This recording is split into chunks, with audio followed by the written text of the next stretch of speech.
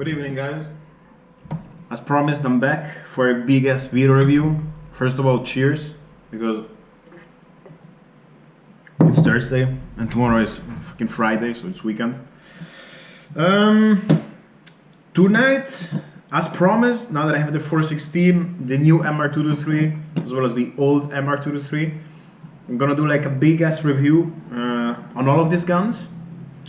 Show you a little bit what I think about them. I compiled a little non-scientific list of points that I'm going to discuss.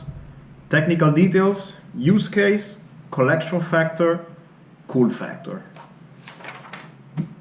I don't have any big ass insights on sort of like range reports and everything, because as you know I don't get to go to the range that much.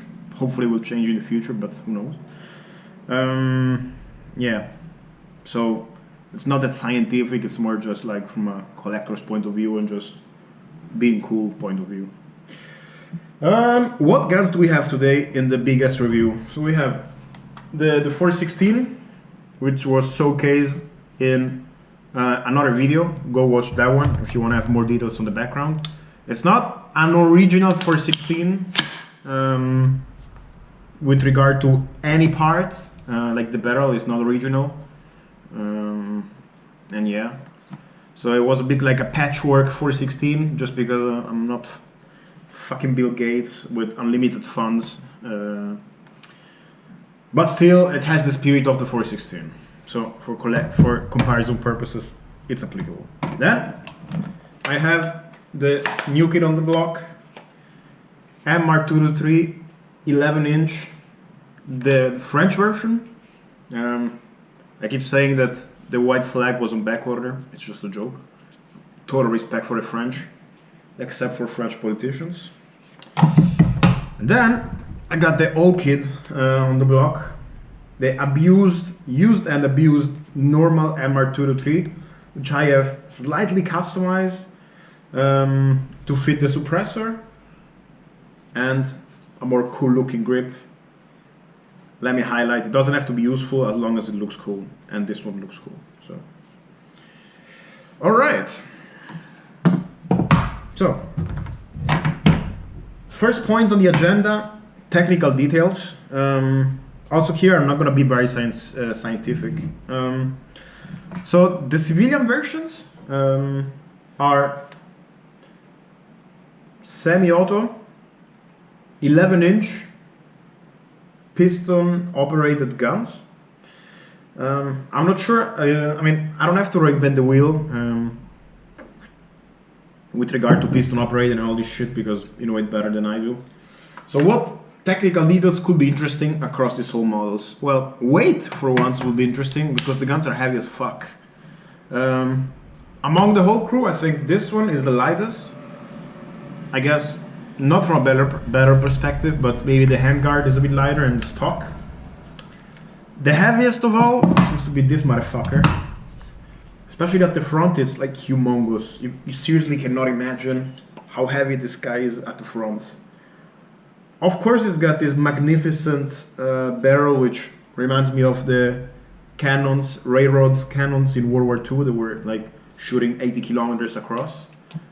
This is insane. This could be shooting fucking 20 millimeters. It's so heavy at the front, it's hard to imagine.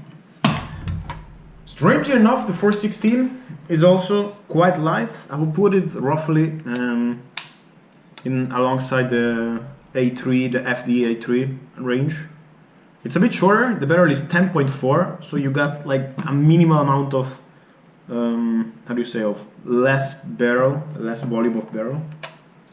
But of course it's fucking bull barrel as well. So all of these guns, from a technical perspective, have this barrel diameter, although this one is a bit shorter. And yeah, other than that, the civilian guns are semi-auto, whereas this one is fully automatic, or how they say in the media, fully semi-automatic.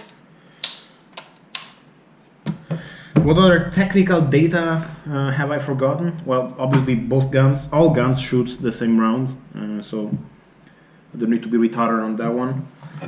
The HK416 has the really flat magwell, therefore it will not fit some other magazines such as the first generation P-Mags. Nothing else seems to... Ah yeah, I forgot. The 416 as I have it does not have any vent at the front, whereas this one does have a little vent, and also the one in FD. Therefore meaning that maybe we're shooting suppressed, you will get a slightly more reliable performance with these motherfuckers.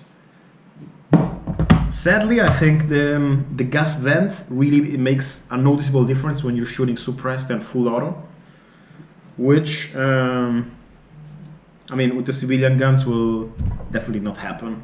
Whereas with this one, potentially, it could happen. Let's see.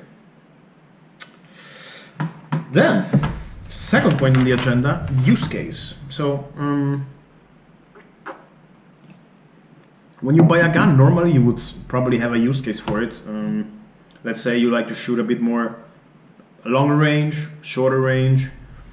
You're looking for a gun just to be cool on Instagram, or maybe, yeah, I'm not sure how many meaningful things a civilian can do with a gun, but it's actually not the purpose.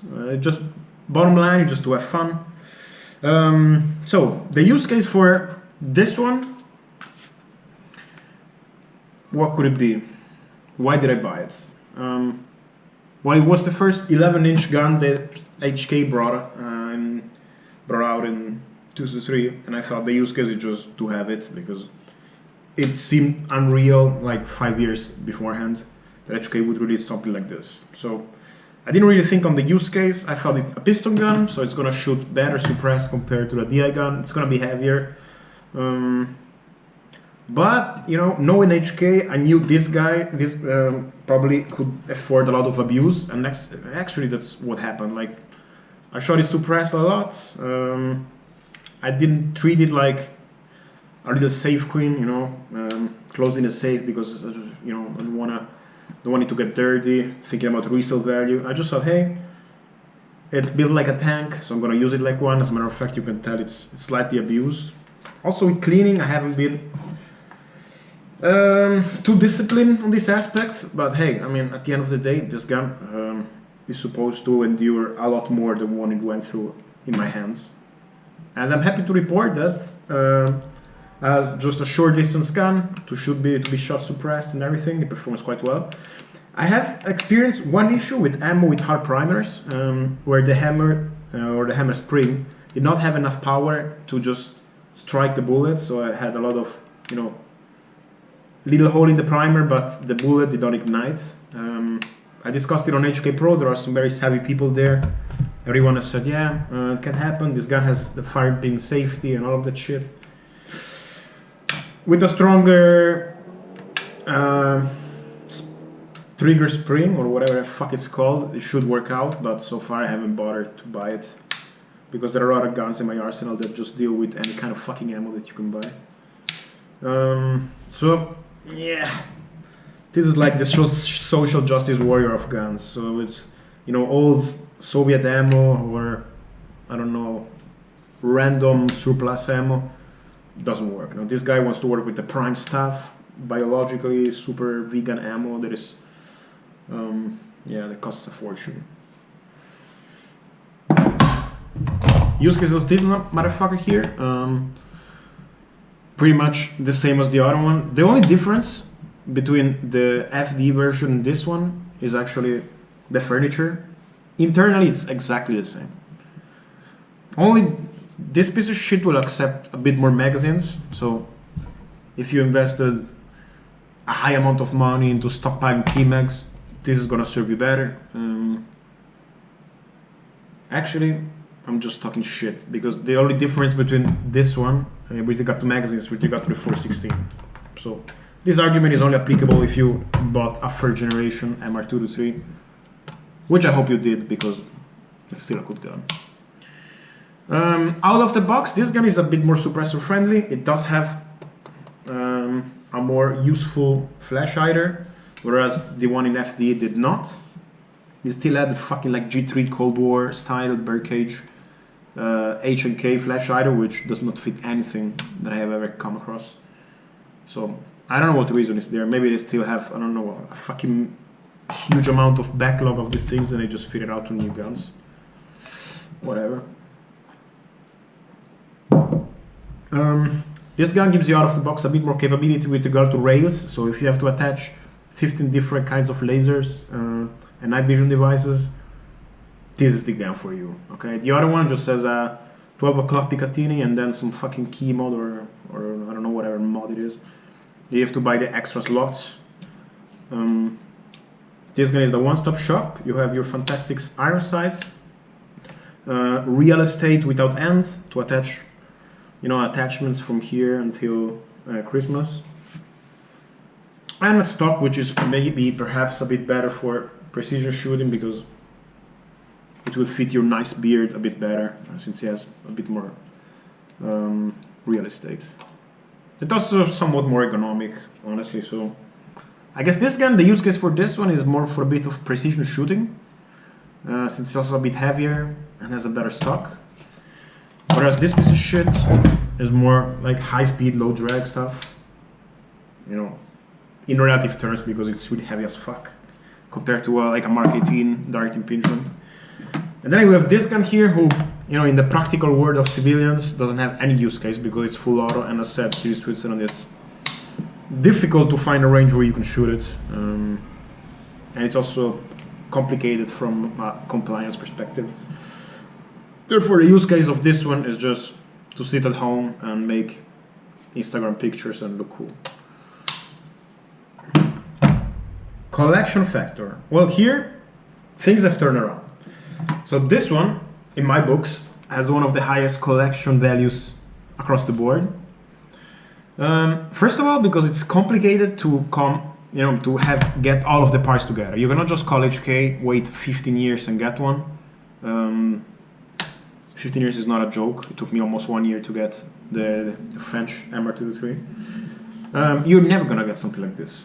So you have to be a bit smart about it. Takes time, takes resources, takes a bit of connections, takes a lot of paperwork. In Switzerland, if you want to get the permit to buy something like this, as mentioned in earlier videos, you have to belong to the cool group of collectors, which are sort of like approved collectors. There are some entry requirements. You have to have a specific amount of guns, belonging to a specific type, and then they consider you a serious collector of gun. If you're branded as such by the police, you can ask permission to buy forbidden stuff. It's funny because it's actually forbidden, but it's not. You just have to meet the criteria. The criteria are they vary. They are not the same at federal level. This is a bit unusual. It's like a double-edged sword. Here where I live in the canton of Zurich, they're quite strict, but nevertheless, they're fair people. If you meet the criteria, they don't bitch around. So I eventually got the permits and the paperwork needed to buy this one. Maybe some people will not. This is also a point with regard to full auto guns in general. Their value is intrinsically low just because there is a smaller market. The entry criteria are high, the ticket to become part of the club is expensive. Therefore, full auto guns tend to be not that expensive, even if actually they're quite collectible, just because there's fewer people that can afford them. Still, this gun will be always fucking expensive, just because it's expensive to source. And the collector's value, I think, is very high. Also from a historical perspective, it's always gonna have its little place in history throughout the years. Second place goes to this piece of shit. Why? I think because originally it said that it was supposed to be limited edition to like 50 pieces and only destined for the French market. I was actually told by my dealer that it is on list in the normal HK sort of dealer option list. So in theory, it seems like you could just get one. I'm not so sure as usual with HK. Moreover, what I'm not sure is how long the fuck it's gonna take to deliver one of these. Some people drop me a comment that they're waiting like ages just for the iron sights. I have no idea what's going on in the company at the moment. If they all took their car and went to Italy on vacation and just dropped production, I really have no idea. Then this is the best German weapons manufacturer, so you go figure out what's going on. Anyway, cool factor on this one, high. I know it's collection factor, yeah. Collection factor, high. Why? As said, it's supposed to be limited edition. It looks really business. I have a FAMAS, so having the successor to that one, or rather the civilian version thereof, is cool in my books. I have some, you know, I would be willing to pay for that, and that's what I did. It's a well done gun, okay? You cannot say anything. I mean, this one you can probably drop it from fucking 20,000 feet and you will see survive, as any HK probably. And therefore, the collection factor overall, even though internally it's the same as the other one, as the stock MR223, you know, the extra engraving as usual, being pure HK fanboy, I'm willing to fork out extra money for what is essentially the same gun. But that's another question. Last in the group is the fucking stock MR223. This is in RAL 8000, or rather called Diarrhea Brown. Yeah. Collection factor of this one is medium low. You can buy it any day of the week. It didn't kill any specific people in history that make it worthwhile. It doesn't have any specific appearance that would stand out in any circumstance. It's not used by any military in this configuration or this form, but this is a really good gun, and prices have dropped a little bit. It's for the money you pay nowadays for this one. It's an excellent package, okay? I would definitely recommend this one. Unfortunately, I've heard that waiting times are also long for this, so if you happen to find one, grab one, and if you don't, well, fuck this shit, who cares? Next, cool factor. Cool factor. So what is the difference between collection and cool factor? I guess collection factor in general also draws inspiration from a sort of historical background. Some politics, some government stuff going on in the background that make the gun sort of stand out among peers. Cool factor is just basically when you're at the range with all of your gear that cost a fortune, and people will just turn around and say, dude, this guy looks business. From that standpoint, I guess it's kind of a mix. So the cool factor of the 416 is undeniable, okay? It's got just this, I mean, across the board, if you look in fucking airsoft, video games, fucking John Wick in the first movie, I think he was rocking a Titan Defense upper, very similar to the 416. The 416 across the board is business, okay? You can argue with everything you want. I mean, nowadays, when you will watch a movie, it's gonna either be a fucking AK, an MP5 still, a G36, strangely enough, but then more and more you see fucking 416s replacing standard M4s. I guess people have realized that this gun has got a special karma around it, that is just real business. And the good thing is that, yeah, I have it, okay? So from a cool factor, this gun is hard to beat. Of course, the setup is not as I would like it to be. I'm still missing the fucking iron sights. I could buy another set of iron sights, like, I don't know, Troy, whatever you call it, but I want the original ones. I'm not really in the mood of, you know, stalking 1,000 different websites and try to find the matching one. So I asked my dealer, hey, if you come across one, just buy it. If you have some information where they sell them, drop me a message. I'm actually in the market for a set. I think this gun in general, with iron sights or with maybe with the Neotech, has got the highest, you know, cool factor of all of them. As said, the biggest trademark is the flat magwell. The how do you say, the top side where the piston is running here at the front, the piston rod, is a bit higher. The height of the bore is a bit more extended compared to the AR-15 or Mark 18 or whatever AR it is, just because it's a piston gun. And this is something that actually makes the difference. I mean, you notice it from afar that this gun, that it's a when it's a 416, just because it's a bit higher at the top. This also really is a trademark of the 416. The stock is also quite trademark-y. Maybe the convex bus pad would be better. I'm not sure if it's convex or concave, I keep forgetting. Add all of the other douchebag accessories like suppressor, grips, lights, lasers, grandmothers, dogs, coffee machine. This gun got Picatinny rails all over the place. So you can attach pretty much whatever you want on this. As said in the other video, vanilla I think looks best, just with the iron sights. Cool factor 11 out of 10. Second cool factor, probably I would take this guy. Not in general because of the model, but because it's in the special RAL 8000 like diarrhea brown combination. It looks good, especially when it's dirty, when it's a bit abused. We use it suppressed and it's all fouled here on the side, it's all dark. It's cool, okay? FD guns, what do I have in my arsenal? The Scar16, the Scar Light, but that's FD because I painted it that way. This one looks really business, even like this. It's, you know, if you talk cool factor at the range, it will stand out. I'm not sure if people will notice it's an HK, maybe from the buttstock. You know, the slim line is really recognizable from afar.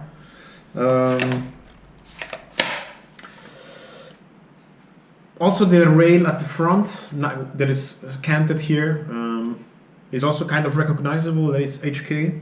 Other than that, the fact that the magwell is not flat anymore kind of takes away the HK cool look. Still, it has some nice markings here, some white markings that do stand out a little bit compared to normal AR upper and lower receivers. It's got here at the front the nice suppressed, non-suppressed markings, which actually don't do jack shit because this gun doesn't have an adjustable gas block, but still, as said, it's cool factor and cool factor beat. Suppressed, this gun is really cool and also very functional. If you talk cool, I'm sorry for my French friends. I don't think I have any, but still, fuck this. This gun just, I'm not saying that it's not cool, I'm just saying that in the group is probably the least cool gun. Why? And you should know the answer. So it's black, so, you know, black guns in general today, you know, it's either painted like in a war-torn theme, like a bit, you know, FD and brushed. That's cool, or FD is cool. Black, I'm not sure it's really cool anymore, unless it's a 416, then it has to be black. This one is a 416 new gen, so it doesn't have the flat magwell. It's not a 10.4. It doesn't have the A2 style flash either. The blade is a bit longer, so it deviated a little bit from a traditional 416 look. So you don't get the 416 bonus. You're not a direct impingement black gun like an old school Mark 18, and therefore I don't think you have the right to be black. It is a bit racist, but I'm sorry, it's just the way it is. This gun, if you just look cool factor at the range, I think this is the one that will draw least amount of heads around it. Just by the virtue of the fact that it's, yeah, it's not a pure old school 416, but it's also not one of these flashy FDE guns in diarrhea brown. This is more something for collectors. It has a specific value of cool. We talked about collection value. I think in collection value terms, this one is a lot better than the FDE one. Whereas in just cool look, it sucks a little bit. Okay, I guess without going to the range, this is pretty much the best I can do. I don't want to take all these guns apart because I'm bored, and taking the rails out of these guns is a mess.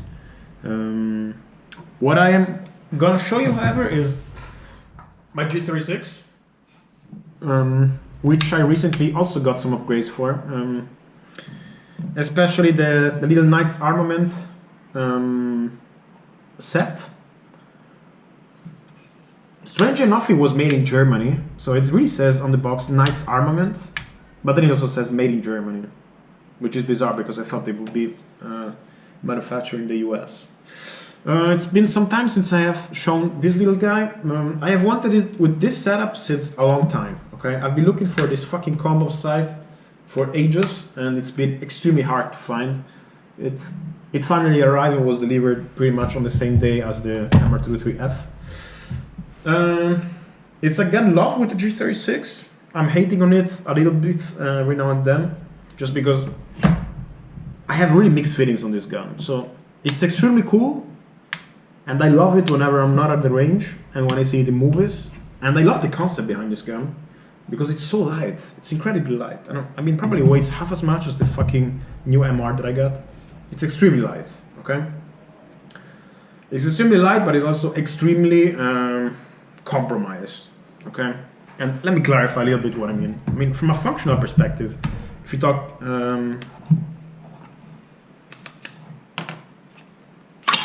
If you talk how the piston works and the inners of the gun, the inner mechanism, it's great, okay? There's nothing to say.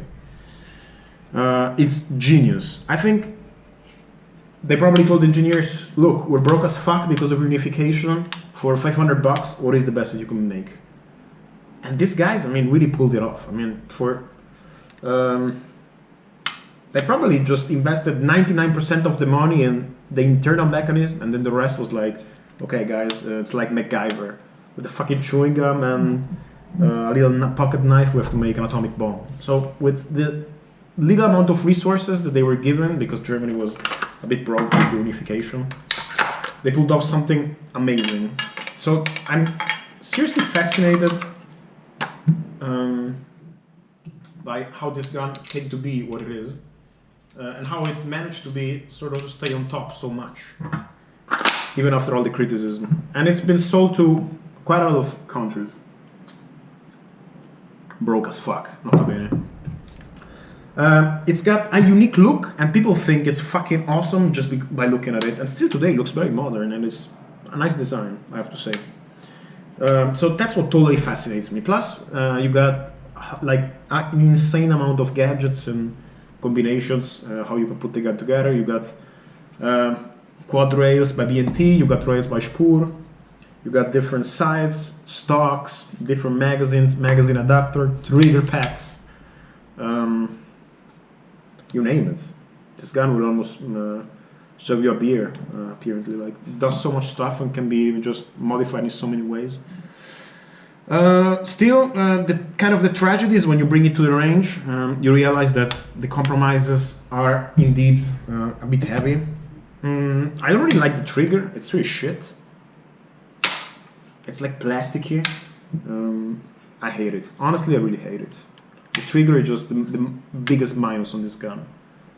And of course you may argue that I'm a piece of shit and just go to a range every once in a while, but I did my fair share of shooting in the military with my SIG, and the difference in trigger quality is noticeable, okay? It's huge amount of difference. So that's the first rant that I have. But you may argue, hey, fuck this, you may also get a different trigger. Many people do it, why can't you? Alright, fair enough. Then, height over bore. This is something that you cannot just argue against. The height over bore of this gun, if you stick a Neotech on it, is insane. It doesn't make any sense, it's just out of this planet. So, I don't even use optics on this gun. I just, like, this is maybe a solution that will work out. The stock sight suck ass. These Knights Armament sights, I've yet to see how they work out in reality, but having them on marketing, I like the model and it seems to work. So yeah, height over bore, sight, combined with the fucking trigger and the short barrel precision is a little of a downside for this gun. I'm not saying that out of fucking 9 inches I want to shoot 10s at 300 meters, but comparable guns with a short barrel perform consistently better with the same shooter. So you take myself out of the equation because I suck with any gun probably that I shoot at. Why am I consistently better with the MR223, for instance, than with this one? But yeah, fair enough. Hey, in theory it's cheaper, it's older, whatever, fuck this. Next rant that I have is the fucking magazine. This thing, I mean, if you look from, maybe from a distance, it seems, and like your nice neighbor polymer magazine. No, this thing is, it shoots 223, but it feels in your hand like it's a 308. It's really weirdly shaped. It's got this strange thing at the bottom, which is supposed to not let dirt inside, which doesn't fit in any pouch. Of course, now they sell the version without the shit, but still. It's chunky, it's very bulky. I don't know, it doesn't really fit in your hand. Moreover, the ergonomics on this gun are, as I already mentioned in some earlier videos, something that I don't really like. It's not, if the magazine is full, like in the SIG, it's rock-in. You don't have any issue, even if the bolt is closed. With the AR-15, you do not have this advantage. On the other hand, they are drop-free, so the manipulations in general are easier and faster. This gun is able to mess up both of these approaches, so it's not drop-free. And don't tell me that pushing this button here is drop-free, because it's not really intuitive. Okay, in the heat of battle, or when you're doing some shit, it's hard. Even okay, there is the biggest pedal, the bigger pedal you can buy, but out of the box, I wouldn't classify this as drop-free. It's not drop-free, but when the bolt is closed and you have a full magazine, and you're still struggling to push it inside, it's tough. It takes some, so I don't know. I'm not saying that it's a life or death thing, but yeah, that's the G36. I just love it when I'm at home, and when I go to the range, I just realize why I hate it.